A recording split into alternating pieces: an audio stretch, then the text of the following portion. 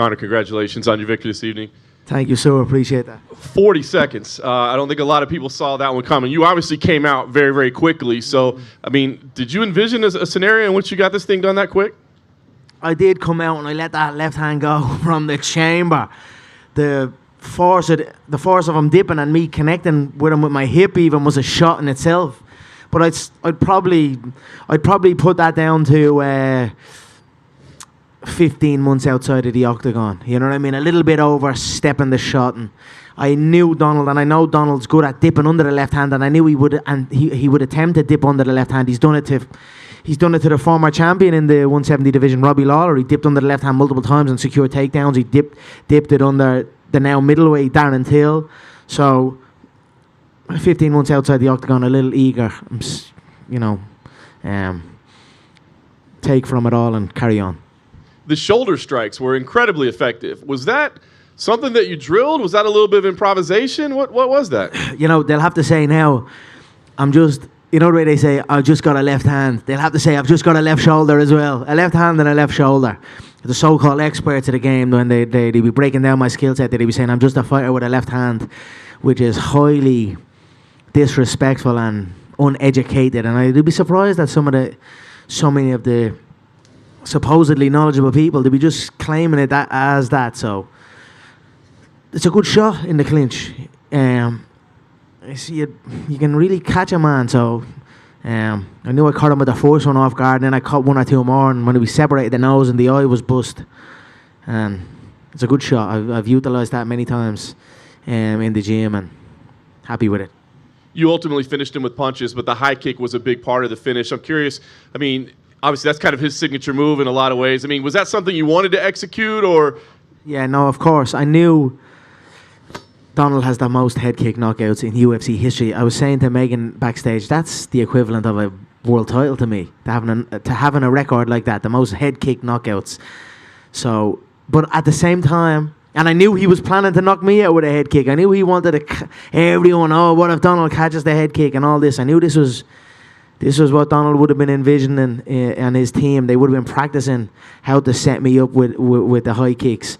But at the same time, I noticed Donald has many discrepancies in leans and dips and under certain attacks that can also set him up for the high kick. So the high kick was something I thought I could catch him with also.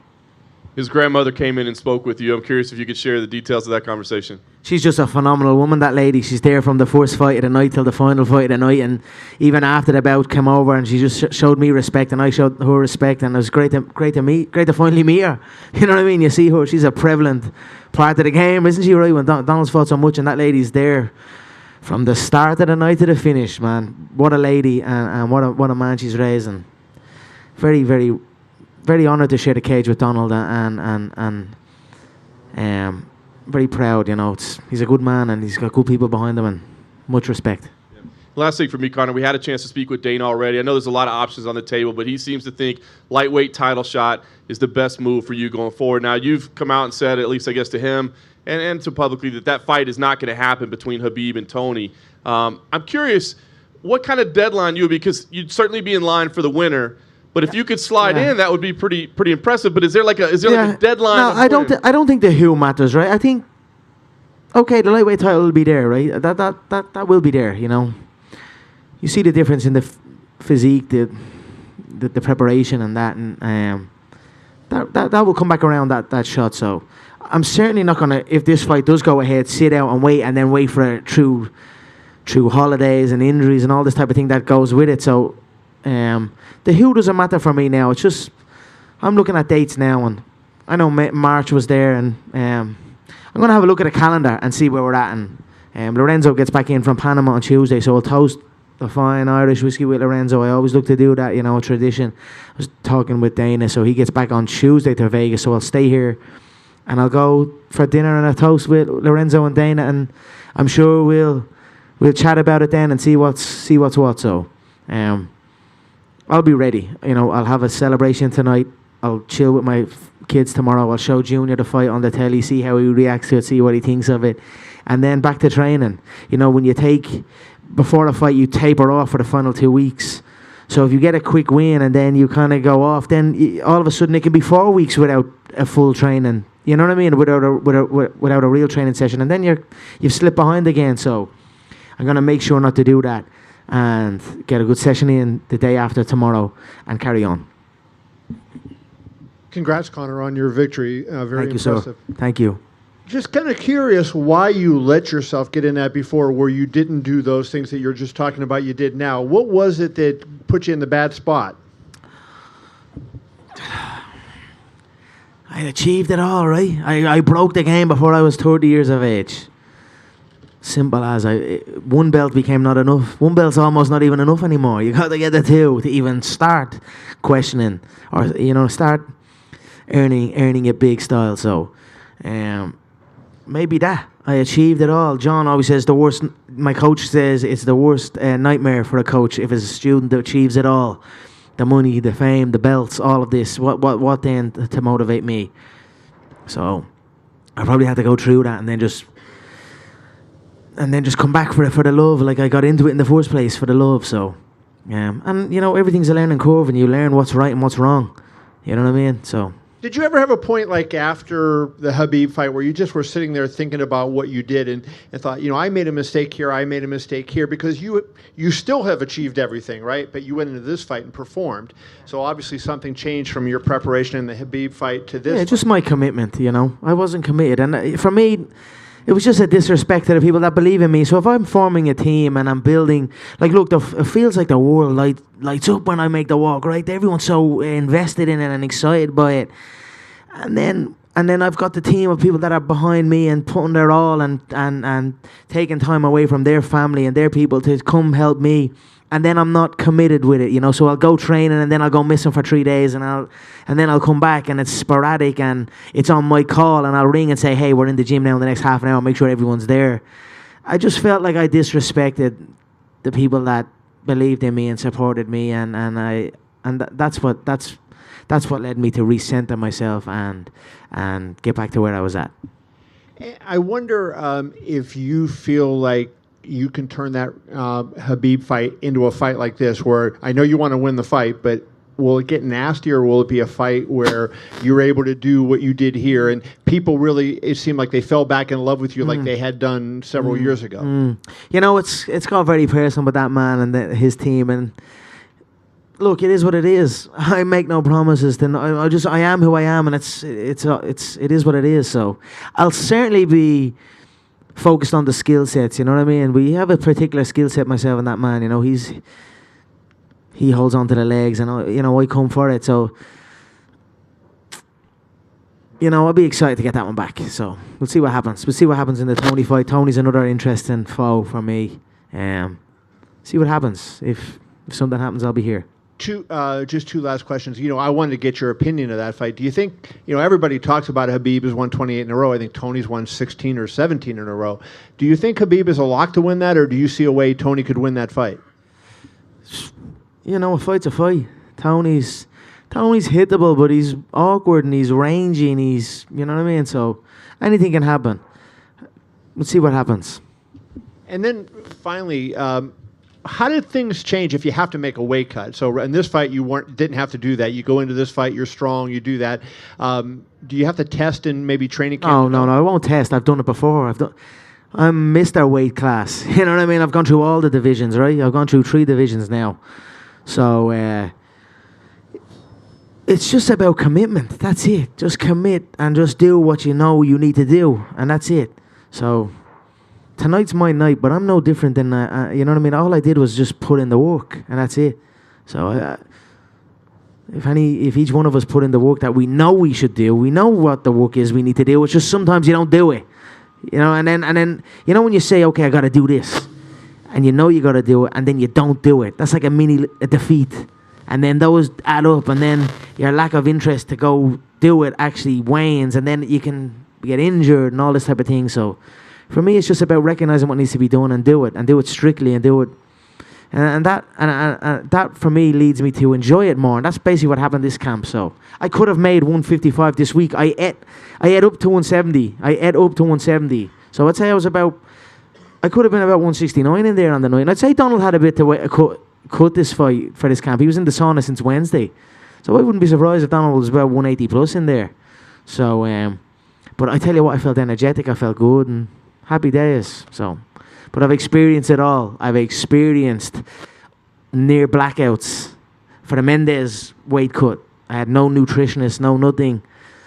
And I done it all myself, and it was a heavy weight cut. And then for the Aldo one, I done it correctly, and I felt okay. We had a nutritionist on board, and I felt good at 145, and I've obviously had amazing success down there. And then the 155, and then it's just about commitment. That's it. You put in the work, you'll reap the rewards. There's no secret sauce to this. Recognize what you need to do and fucking do it, and you will succeed. Hi, Conor. Straight in front of you to your left. I asked Dana about the possibility of you fighting Khabib in Moscow, and he's very against the idea. Can you explain to me why that's so appealing? Why was he against it? Pay-per-view, by the sound of it. Come on now, how much money is enough money? How much money is enough money, for fuck's sake? There's a lot of money in Russia. There's a lot of revenue in Russia. I love Russia. I love the Russian people. I went to Moscow recently, and they're such a great nation. They're so passionate about the sport of mixed martial art. They're so passionate about myself, and they support me greatly. They support proper 12 Irish whiskey. They know a good liquid. They know a good spirit. So they're good spirited people. And what a place! It would be like something out of a Rocky movie. You know what I mean? So I'd be very eager to do that. Dana, the hometown Vegas boy. I know the Vegas people will be campaigning for it. Look, let's see what happens. I would love that. I want to create spectacles for the people. You know, that's one hell of a spectacle. Even me going out there in Moscow that time. The place shut down. The world took notice. You know what I mean? Your mom was saying I wasn't allowed out there. I wasn't supposed to be out there. They were running the streets screaming my name. So I'm more Russian than that man. So I would love to go to Moscow and compete there. You know. Dana didn't like Moscow, but he liked the sound of stadium shows, potentially in the UK, maybe in the new Raiders stadium. No? Oh, here? Yeah, here, of course. But if there's a stadium show happening in Europe, it's happening in Ireland. It's not happening in the UK. I love the UK greatly also, but it's not happening in the UK. If there's a stadium show earmarked for me in Europe, bring that motherfucker to Ireland. I'm asking that since the beginning. What did I say? I'm going to go backstage with Mr. Lorenzo Fertitta, toast whiskey and talk football stadiums. So I'd be more than excited about that if we could do it. I'd love to compete in Ireland as well. I'd love to compete in my hometown. Do you know what I mean? How amazing would that be also? I'm going to have a sit down. I know that, what's it called? The Allegiant Stadium. It looks phenomenal. Absolutely phenomenal it does. I would love to be the first combatant to compete in there. So that's definitely on the radar, and it's so easily done. But I would love to bring it home also. Just one last one. Have you seen Floyd's post since the fight? Yeah, he forgot McGregor Sports and Entertainment on the poster. You know what I mean? That right there cuts him out. So it's me and Manny. Look, we'll see what happens. El Floyd, he's a funny man, El Floyd, so we'll see what happens. The discussions are always ongoing. They never stop, you know. You know, Floyd and going through money fast. So he's far from retired, and that rematch will happen at some stage. But mixing MMA and boxing, I'd imagine that's a bit more difficult than having maybe a clear run at just MMA for maybe a year. Well, what is the plan there? Maybe just stick to MMA for this year? We'll see what happens. Look, I spent so much time in my boxing gym. I went back to my roots, Crumlin boxing, where I began. And what happens tonight? I smack him with my shoulder and smack him with my foot. I was almost gonna say to Joe, that's Crumlin boxing 101. Smack him with the shoulder. But no, I've been getting great training in with the team back home, and I'm an experienced fighter, right? I've been through it all. I've been up and down in the weights. I've been across sports, so I can do it all as long as I'm fit, and we'll see what presents itself. Conor, you made it a point to stay sober throughout this camp. You reiterated that many times. How does it feel to be reconnected with your old friend there? My belly is warm. What can I say? But don't get me wrong.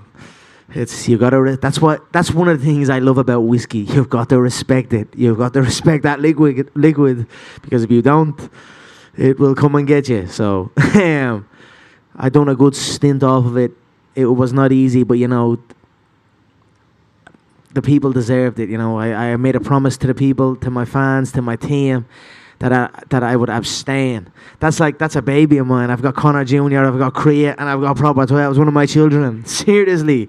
So it was not easy, but I stuck with it, and it's great to get a little sip on the tongue now tonight, and I'll enjoy it with the fans tonight, and then respect it after that. I've learned the lesson, I'll tell you what, once or twice. Tonight was Donald Cerrone's 34th UFC fight, which is the most in history. It's the first time he's never landed a strike in a fight. What does that mean to you to kind of be the person who made that happen? The records that man has, give him some sort of belt. Seriously, that you give belts out and this, that, and the other, and they're even creating them now at this stage. What a phenomenal legacy Donald has, and it's an honor to share the octagon with that man. Seriously, I mean that. I've shared the octagon with some great UFC fighters, and Donald is up there with the best of them all. So I'm very, very proud to share the octagon with him, and phenomenal records. I could only hope and dream to achieve the records he has. The amount of 34 fights, that's my 12th fight. So he's 3 times more fights than me inside that octagon. He fought 11 times in the last year, and I'd only fought 11 times in the UFC period. So it's just breathtaking what the man's be at, and I'm happy that it was clean enough. You know what I mean? I thought if it went on, and Donald falls into shots sometimes, and I knew if he fell into it, I was almost anticipating having Herb stop the fight. I was almost anticipating if we go on here and he falls into a shot and I catch him with a backhand shot or a lead hook shot as he's coming in, and he goes down, I'm not going to follow him down. I'd have Herbs try and step in. Do you know what I mean? That was kind of what I was thinking on the way in. So I'm happy the way it ended. There was a couple of shoulder smacks. The foot clattered him in the head and shocked him, and then the backhand put him down, and he'll recover. And he go again. So I'm happy with that. I'm excited to see what he does. So. And you mentioned records. One of the first things off the tip of your tongue when you won was the record about getting knockouts at featherweight, lightweight, welterweight. That's a phenomenal record. If I do say so myself, I wanted that one. You know what I mean? Like I said, they strip fighters and then they makeshift belts. They give fighters makeshift belts against like unranked opponents. All this type of stuff. And then it's like to replicate. When I won that champs, when I became champ, right, they didn't even have the second belt for me. They didn't want to have the second belt for me. Then all of a sudden they're stripping fighters and making easy enough matchups and almost creating it again after me. I'm like, what the fuck, man? These guys, they'll wipe you off the map like that. So I'm happy I got another. I etched myself in history again. With I don't think that can be. I don't think that's a record that can be achieved handily again, across 3 weight divisions, and so I'm happy with it. And you also mentioned, making up. They won't get rid of me, I tell you. And you mentioned, the making fake belts and stuff up too. Jorge Masvidal was cage side, and he was wearing a very familiar looking outfit that I think you kind of made famous once. What did you make of that? I talk about baloney. If you ask me, that was ridiculous. I didn't know what was going on there. Like I said, the old ladies in Ireland, they wear house coats watching the soap operas. So I'm like, what's this guy sitting in? I'm like, I don't know. Whatever. All the best. That fight interest you at all? Yeah, of course. Let's see what happens. I'd like to scoop up that. That's not a great belt, is it? But I'll still take it. Add it to the list, So, wasn't a good night for Jorge, if you ask me. But all the best to him. God loves a trier. And last thing for me, Nate Diaz tweeted out right after the fight. He has his own little thing and all. It's a mad scene. I don't know what does be going on. Nate Diaz tweeted out right after the fight, calling it weak as fuck. I don't know if that was in reference to Donald's performance or just the fight in general. What's your response to that? And is he anywhere on your list of potential opponents? Let's go, Nathan. Let's go, brother. Number 3. It's always here. So, we're right here, Nathan. These will be the final questions for Conor. Hey, Connor, down here. I think Jorge was trying to wear the same robe that you wore at the Maymac workouts in Vegas at the PI. It's like the same. I think that's what he was trying to. If you look at it, it's like a Why? Versace robe. I know what it is. Why? Why? So I don't know either. So I'm just whatever. Fucking, I don't know. Dana was in here earlier. I guess Kamaru Usman had his Twitter hacked, and some of the hacked tweets were to you. They were profane. I'd be skeptical of that. Skeptical of that because one came through early, and it had all the hallmarks of that little fucking weasel, Ali. Just a right. They give him control of the accounts. He had Frankie's account. He had Henry's account. This has been going on a while. He gets it and then writes something through their thing. And I've been in discussions with some of these athletes, right, to come on board and whatever, and help them out and that. And I know exactly what had happened. And then the way the first one was written, I knew exactly where it came from. And then all of a sudden, a little bit heavier ones, and then it became a hack job. So whatever. I don't know what the fuck. I don't know what's going on tonight. It's a bit of a weird night, wasn't it? The two boys doing mad stuff. I don't know, man. Whatever. All the best to them. So you think it could have been Usman tweeting that or Ali? No, I don't think it was Usman. I don't know. I don't care. I don't care, man. I actually don't care. It just had all the hallmarks of your man that's done it in the past multiple times. So that's why because Dana, I didn't even see it originally, right? I know I saw one originally, and Dana then sent a message to send to me. Oh, this had to happen, and I was like, I don't think. And then, but I didn't see any of the rest of them. I just saw the first one, and the first one had all the hallmarks of your man logging in and doing his thing like he's done with all his other clients that he represents. It's happened though. This is happening since years. Like I'm talking to, like even with the other crowd. Like I've been dealing with this a long time, so I know exactly what the sus is. But whatever. I mean, do you think that with Usman and Masvidal, they're obviously trying to fight you? Obviously, that's what the message is behind all this stuff, right? Yeah. Is it not? Yeah, of course. Let's do it then. Let's do it. I'm more than ready. I enjoy this division. I like this division. I don't think they're that big. They're a bit bigger, right? Okay. I think Donald's bigger than Jorge. I know Jorge has a win over Donald, but I think Donald's as big. Now, Jorge's a former lightweight, so I don't know what that Dana was saying.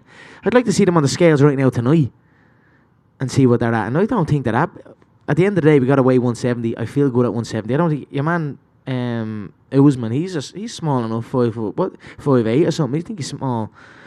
So I'm more than ready for that division. I'm here at this division. I hold a nice win in this division now. A couple of nice wins. So we'll see what happens. I'm open. Thanks, Connor.